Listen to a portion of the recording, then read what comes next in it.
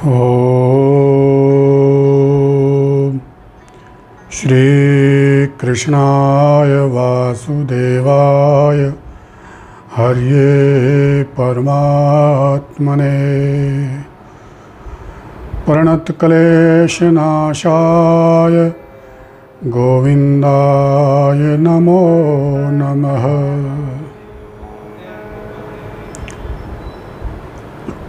धर्म के प्रति आस्थावान मेरे प्रिय आत्मन, आप सभी को मेरा सादर प्रणाम। महानुभाव, 7वें अध्याय के अंतिम 2 श्लोकों में भगवान ने बताया कि वृद्धावस्था और मृत्यु से मुक्ति पाने के लिए जो मनुष्य मेरे आश्रित होकर योग का अनुष्ठान करते हैं, वे उस ब्रह्म को, संपूर्ण अध्यात्म को और संपूर्ण कर्म को जान लेते हैं। मुझ में तल्लीन हुए चित्त वाले साधक अंतकाल में भी अधिभूत, अधिदेव और अधियज्ञ सहित मुझे जानकर मुझे ही प्राप्त हो जाते हैं। अर्जुन इन 2 श्लोकों का आशय ठीक से नहीं समझ सके, इसलिए इन श्लोकों का आशय क्या है,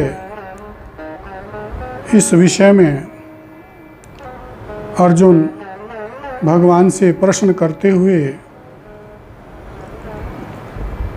8वें अध्याय का विषय प्रारंभ करते हैं। 8वें अध्याय का नाम है अक्षर ब्रह्म योग। इसमें कुल 28 श्लोक हैं। अर्जुन ने पहले 2 श्लोकों में भगवान से पूछा, किम तद्ब्रह्म किम अध्यात्मम किम कर्म पुरुषोत्तम अधिभूतं च किं प्रोक्तं अधिदैवं च किमुच्यते अधियज्ञ कथं को अत्र देहे अस्मिन् मधुसूदन प्रयाणकाले च कथं ज्ञेयो असि नियतात्मभिः। अर्जुन ने भगवान से पूछा कि हे मधुसूदन, वह ब्रह्म क्या है, अध्यात्म क्या है और कर्म किसको कहते हैं,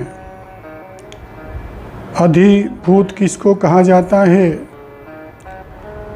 अधिदेव किसको कहते हैं और यहाँ अधियज्ञ कौन है और वह इस देह में कैसे है, और है कृष्ण वशीभूत अंतःकरण वाले मनुष्य के द्वारा आप कैसे जानने में आते हैं। इस प्रकार अर्जुन ने भगवान से 7 प्रश्न पूछे। भगवान आगे के 2 श्लोकों में अर्जुन के द्वारा पूछे गए पहले 6 प्रश्नों का उत्तर देते हैं। अक्षरं ब्रह्म परमं स्वभावो अध्यात्मुच्यते भूतभावोद्भवकरो विसर्गः कर्म संगितः।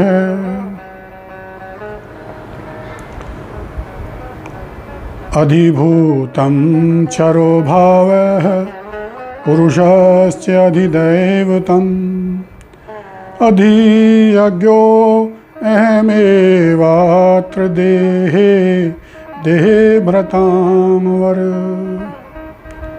हे अर्जुन, परम अक्षर को ब्रह्म कहते हैं। स्वभाव अथवा चेतन प्रकृति को अध्यात्म कहा जाता है।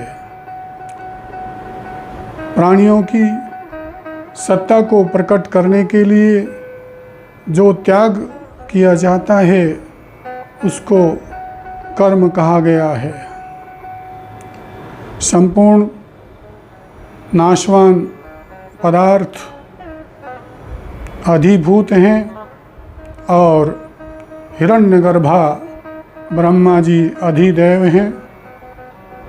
और हे मनुष्यों में श्रेष्ठ, संपूर्ण प्राणियों के देह में अंतर्यामी रूप से स्थित अधियज्ञ मैं ही हूँ। अब आगे के श्लोक में भगवान अर्जुन के द्वारा पूछे गए अंतकालीन गति विषयक प्रश्न का उत्तर देते हैं।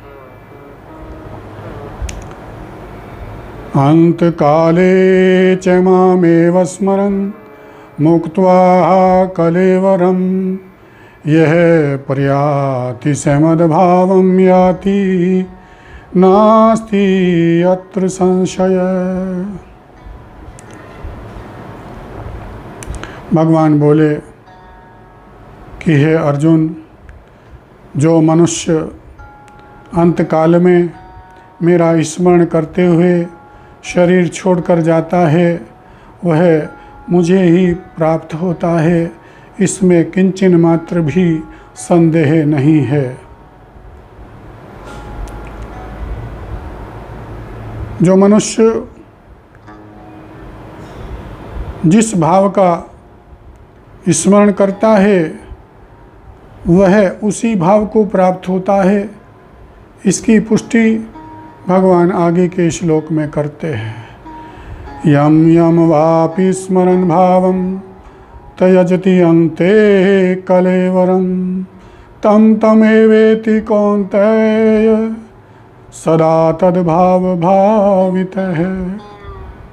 हे अर्जुन, जो मनुष्य अंतकाल में जिस जिस भाव का स्मरण करते हुए शरीर छोड़ता है वह उस भाव को ही प्राप्त हो जाता है, अर्थात उसी योनि में चला जाता है।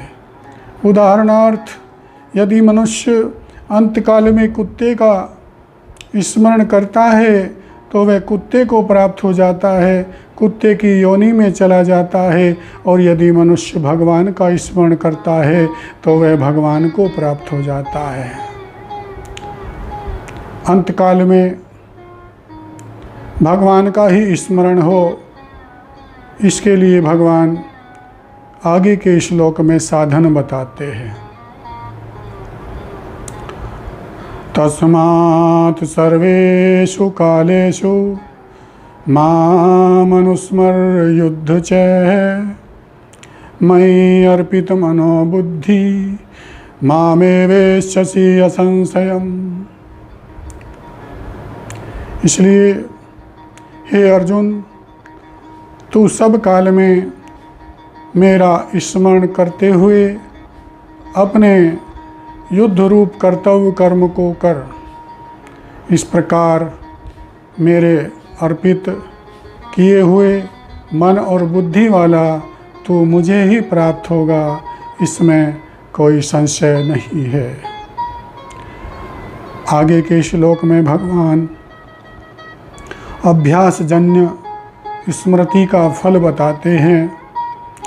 अभ्यास योग युक्तेन चेतसा अन्यगामिना परमं पुरुषं दिव्यं याति पार्थनुचिन्तयन्। हे प्रथानंदन अर्जुन, किसी अन्य का चिंतन न करने वाले और अभ्यास योग से युक्त चित्त के द्वारा मनुष्य उस परम दिव्य पुरुष का चिंतन करते हुए शरीर छोड़ने पर उसी परम दिव्य पुरुष को प्राप्त हो जाता है। आगे के श्लोक में भगवान सगुण निराकार ब्रह्म के स्वरूप का वर्णन करते हैं। कविं पुराणम अनुशासितारम अणोरणीयांसम अनुस्मरेद यः सर्वस्य दातारम अचिंत रूपम आदित्यवर्णम तमसे परस्तात् प्रयाण काले मनसा चलेन भक्तया युक्तो योग बलेन चैव। भगवान बोले कि जो सर्वज्ञ अनादि सब पर शासन करने वाला सूक्ष्म से अति सूक्ष्म सबका भरण पोषण करने वाला सूर्य के समान प्रकाश स्वरूप अज्ञान से अत्यंत परे ऐसे अचिंत स्वरूप का चिंतन करता है, वह भक्ति युक्त मनुष्य अंतकाल में योग बल के द्वारा प्राणों को भ्रुकुटी के मध्य में अच्छी तरह से प्रविष्ट करके उसी परम दिव्य पुरुष को प्राप्त होता है। अब आगे के श्लोक में भगवान निर्गुण निराकार ब्रह्म की प्राप्ति के लिए प्रकरण आरंभ करते हैं। यदिच्छन्तो यदक्षरं वेदविदो वदन्ति विशन्ति यदयतियो वीतरागाः यदिच्छन्तो ब्रह्मचर्यं चरन्ति तत्ते पदम संग्रहेण प्रवक्षये। भगवान बोले, हे अर्जुन, वेदवेत्ता लोग जिसको परम अक्षर कहते हैं, वीतराग यति लोग जिसमें प्रविष्ट होते हैं और जिसकी प्राप्ति की इच्छा करने वाले मनुष्य ब्रह्मचर्य का पालन करते हैं, मैं उस पद को तेरे लिए संक्षेप में कहूँगा।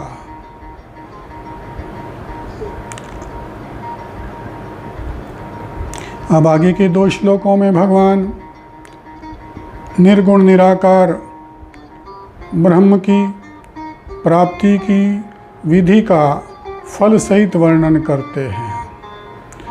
सर्वद्वाराणि संयम्य मनोहरदि निरुद्ध च मूर्धन्याधाय आत्मने प्राणमास्थितो योगधारणाम् ओमिति एकाक्षरं ब्रह्म मामनुस्मर्युद्ध च यह प्रयाति तजन देहम से आति परमां गतिम।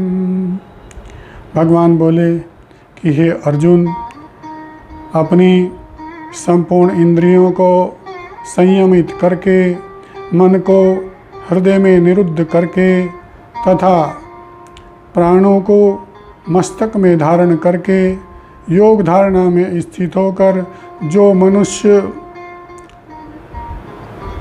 ओंकार इस एकाक्षरी मंत्र का मानसिक उच्चारण करते हुए शरीर छोड़कर जाता है, वह परम गति को प्राप्त हो जाता है।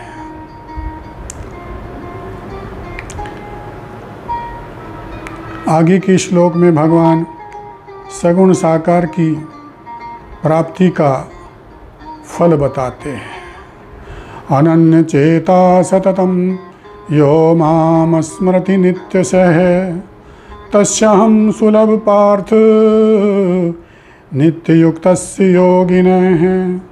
हे प्रथानंदन अर्जुन, नित्य निरंतर मुझ में लगा हुआ तथा किसी अन्य का चिंतन न करने वाला जो योगी नित्य निरंतर मेरा ही स्मरण करता है, उस योगी के लिए मैं सुलभ हूँ, अर्थात मैं उसको सरलता से प्राप्त हो जाता हूँ।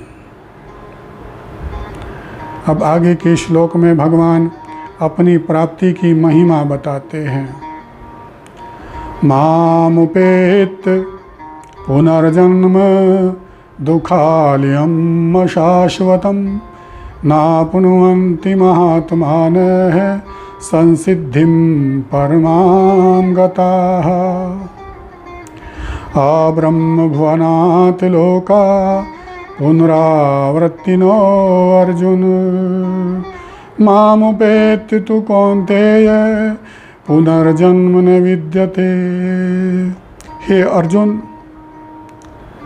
महात्मा लोग मुझे प्राप्त करके निरंतर बदलने वाले दुखों के घर अर्थात पुनर्जन्म को प्राप्त नहीं होते, क्योंकि वे परम सिद्धि को प्राप्त हो गए हैं, अर्थात उनको परम प्रेम की प्राप्ति हो गई है।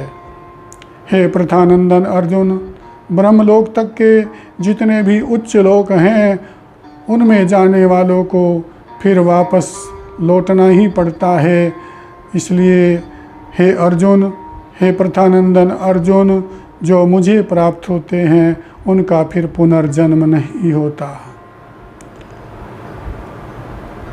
ब्रह्मलोक में जाने वाले पुनः लौटकर संसार में आते हैं, इसका क्या कारण है भगवान इसे आगे के श्लोक में बताते हैं।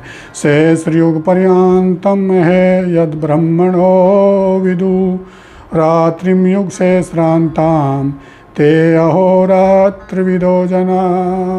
हे अर्जुन, जो मनुष्य ब्रह्मा जी के 1000 चतुर्युगी वाले दिन को जानते हैं और जो ब्रह्मा जी की 1000 चतुर्युगी वाली रात्रि को जानते हैं, वे ब्रह्मा जी के दिन और रात को जानने वाले हैं।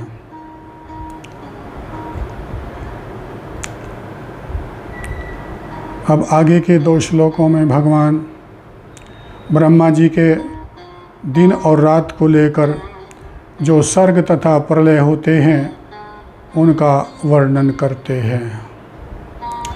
अव्यक्तात् व्यक्त्यः सर्वा प्रभवन्ति रागमे रात्र्यागमे प्रलीयन्ते अवशः पार्थ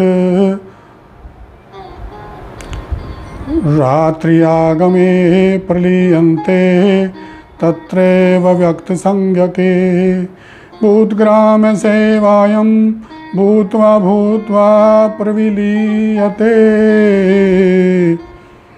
रात्र्यागमे अवशः पार्थ प्रभवति यह रागमे।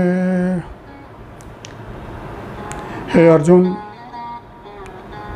ब्रह्मा जी के दिन के आरंभ काल में संपूर्ण प्राणी ब्रह्मा जी के सूक्ष्म शरीर से पैदा होते हैं और ब्रह्मा जी की रात्रि के आरंभ काल में संपूर्ण शरीर ब्रह्मा जी के सूक्ष्म शरीर में लीन होते हैं।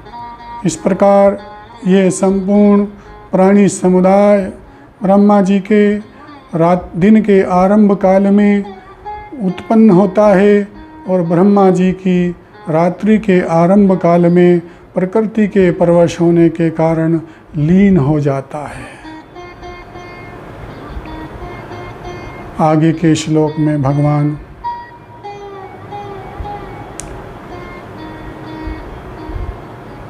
ब्रह्म की प्राप्ति का उपाय बताते हैं।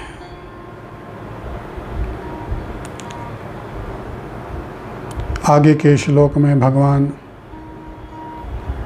ब्रह्म की प्राप्ति की महिमा का वर्णन करते हैं।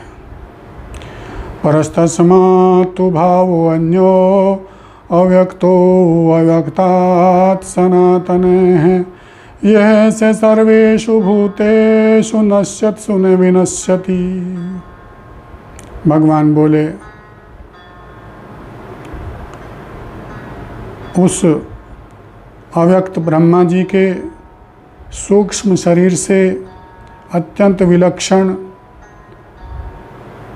अनादि, सर्वश्रेष्ठ और अव्यक्त जो भाव रूप अव्यक्त ईश्वर है, वह संपूर्ण प्राणियों के नष्ट होने पर भी नष्ट नहीं होता।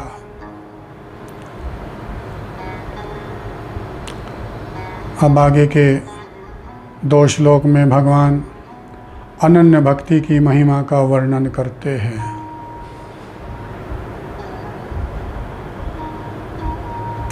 अव्यक्तो अक्षर इति उक्त है, तमाहु परमां गतिम यम प्राप्य न निवर्तन्ते तद्धाम परमं मम।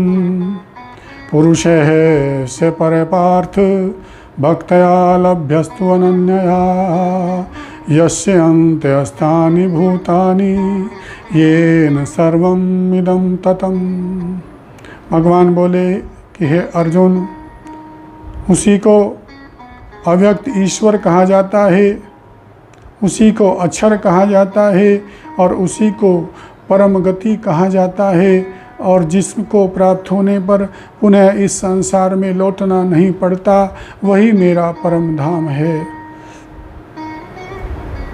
हे प्रथानंदन अर्जुन, जिसके अंतर्गत संपूर्ण प्राणी है और जो संपूर्ण जगत में व्याप्त है, वह परम पुरुष परमात्मा तो अनन्य भक्ति के द्वारा ही प्राप्त होता है।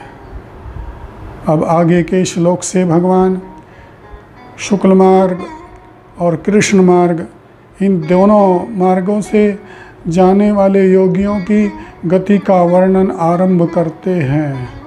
यत्र काले तु अनावृत्तिम आवृत्तिम चैव योगिनः तत्र प्रयाता गच्छन्ति ब्रह्म ब्रह्म विदो जनाः।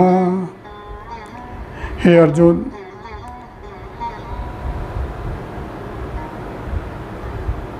जिस मार्ग से जाने वाले योगी पुनः लौटकर संसार में नहीं आते और जिस मार्ग में जाने वाले योगी पुनः लौटकर संसार में आ जाते हैं, उन दोनों मार्गों को मैं तेरे लिए कहूँगा। अब आगे के श्लोक में भगवान शुक्ल मार्ग से जाने वाले योगी की गति का वर्णन करते हैं।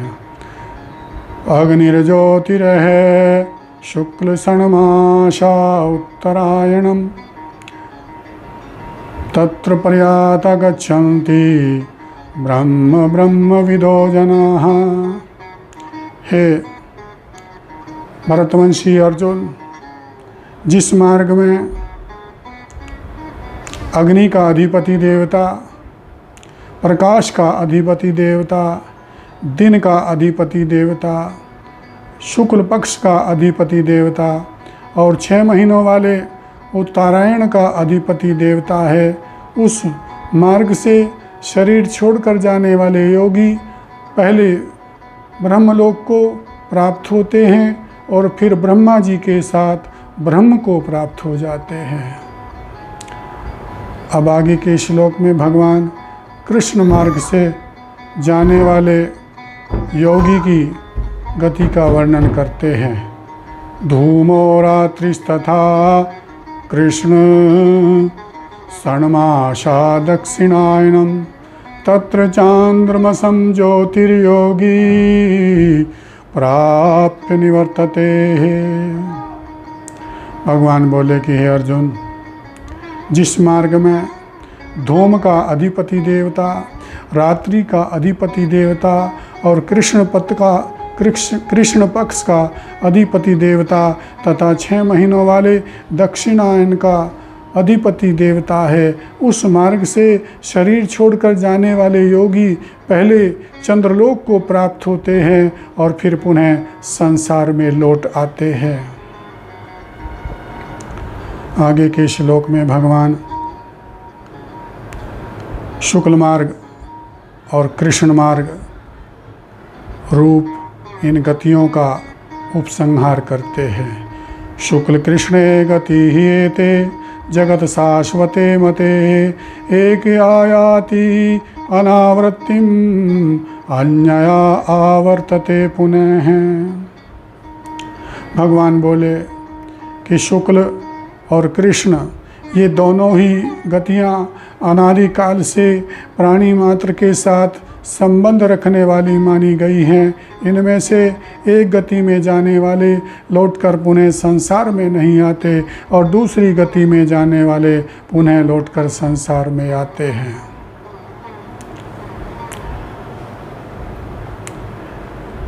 जो मनुष्य इन दोनों गतियों को तत्व से जान लेता है, उसकी महिमा का वर्णन करते हुए भगवान आगे श्लोक में बताते हैं।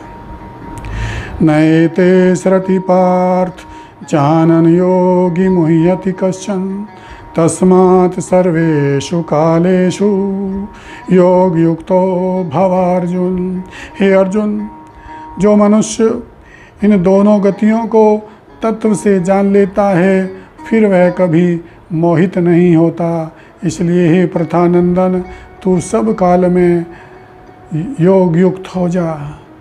अब आगे के श्लोक में भगवान इस अध्याय में वर्णित विषय को जानने का महात्म्य बताते हैं। वेदेषु यज्ञेषु तपेषु दानेषु यत् पुण्यफलं प्रदिष्टम् अत्येति तत्सर्वम् इदं विदित्वा योगी परमस्थानमुपैति चाद्यम। भगवान बोले कि हे अर्जुन, इस अध्याय में वर्णित विषय को जानने वाला योगी वेदों में, तपों में, यज्ञ में और दान में जो पुण्य फल कहे गए हैं उन संपूर्ण पुण्य फलों को अतिक्रमण कर जाता है और फिर आदि स्थान परमात्मा को प्राप्त हो जाता है। ओम तत्सदिति श्रीमद्भगवद्गीतासूपनिषत्सु ब्रह्म विद्यायां योगशास्त्रे श्रीकृष्ण अर्जुन संवादे अचर ब्रह्म योगो नाम 8मो अध्याय। ओम तत्सत। इन भगवान नामों के उच्चारण के साथ उपनिषद स्वरूप ब्रह्म विद्या में योग शास्त्र श्रीमद् भगवद गीता में श्री कृष्ण अर्जुन संवाद के रूप में संकलित अक्षर ब्रह्म योग नामक 8वां अध्याय संपन्न होता है। प्रेम से बोलिए जय श्री कृष्ण, जय श्री कृष्ण।